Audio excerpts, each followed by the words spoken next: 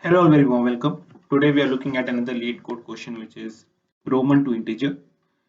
The question is pretty straightforward, and what we need to do here is given a Roman numeral, which are presented by 7 different symbols, which are in front of us, and their expected their denotation to a given value. So we need to convert every Roman numerical which is given as input to the corresponding integer value which it is associated to it. For example, if you look at this, right, this one I is one, V is five, and so, right? That now how I think we have always read how the Roman numerals are. If you look at the input, right, this is a 3, this is a 4, this is a 9, this is a 58 on those lines.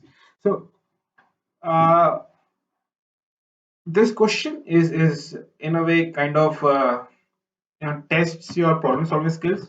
It is not specifically, you can say, associated to a data structure. It just that it depends upon what approach you follow. Now in this question, right, if you say this, right, and if you try to see some in this question, I think more important is to kind of find out patterns and how you can solve it. So if I look at this question, right, if I have a if I have I, right, that's a 3. But if I have I and 5, then it's a 4.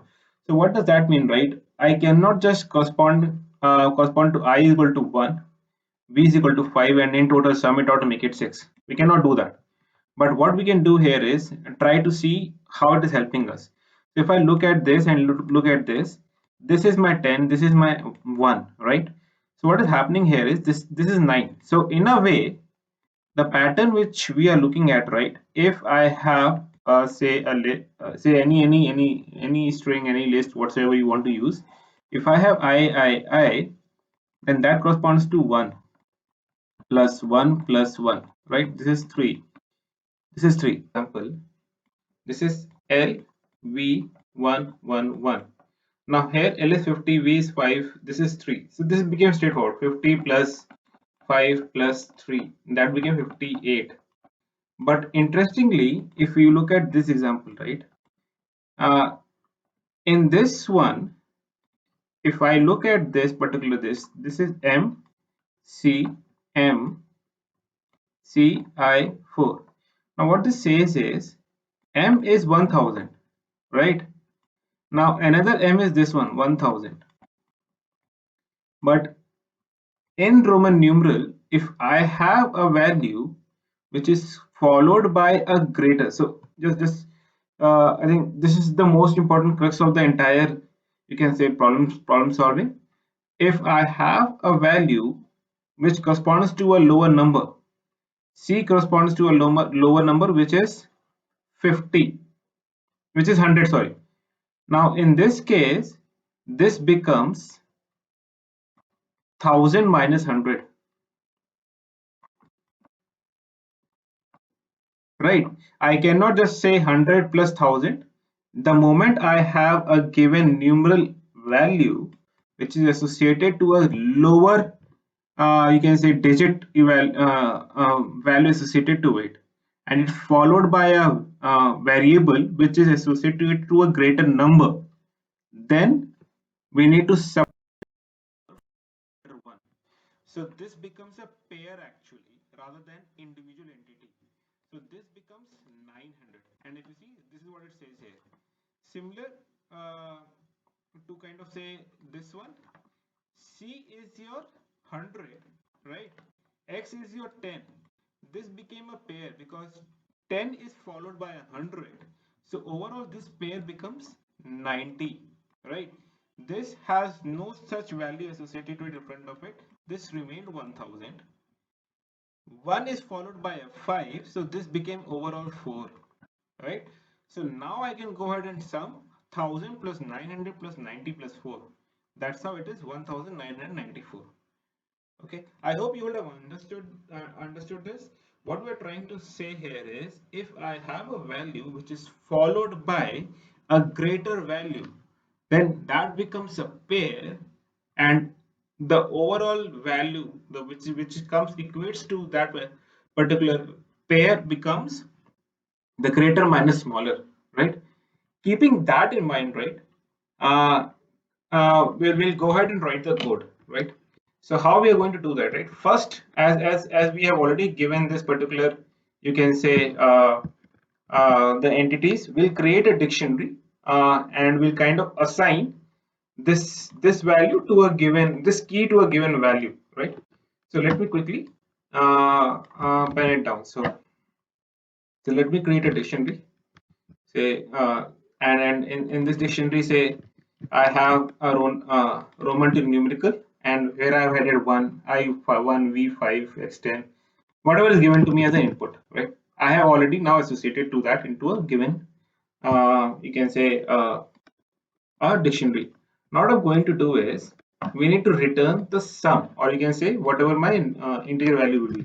So assume that sum is initially 0. Now this sum will be my final value, so I'll just return sum. This is my final value which I need to return. What I'm going to say, right, I'll go ahead and iterate through each and every character in this particular string which is given to me, and we'll say I plus plus.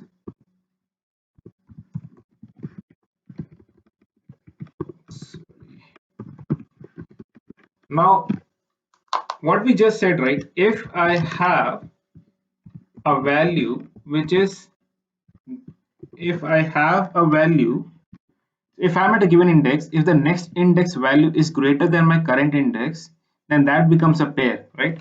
So what I'll just first do is, I'll say, okay, do I have a next index or not, right? So if my I plus 1 is less than s dot length, and what I just said, before going there, let's do something else. Int my current value is equal to Roman to numerical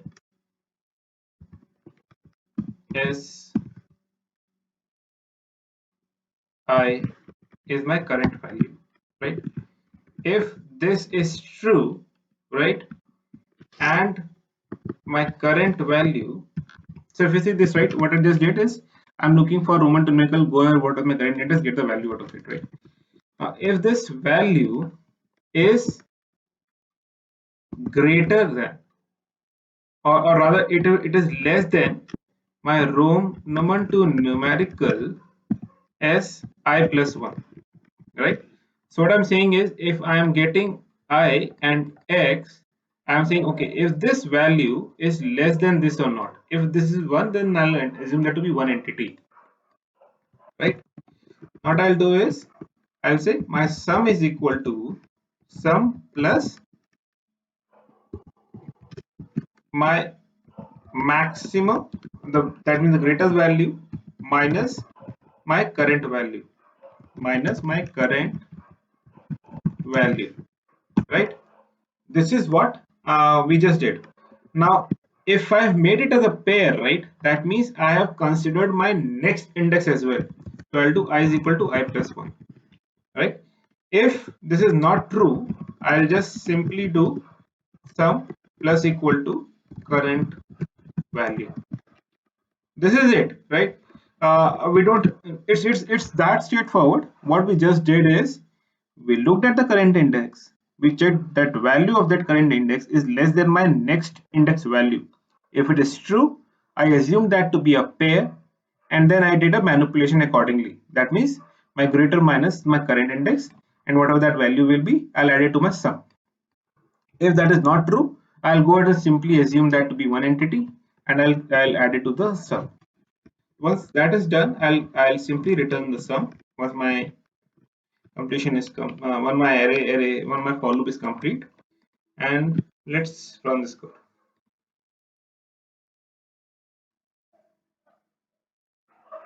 So it got finished. I got the expected results. Let's submit it.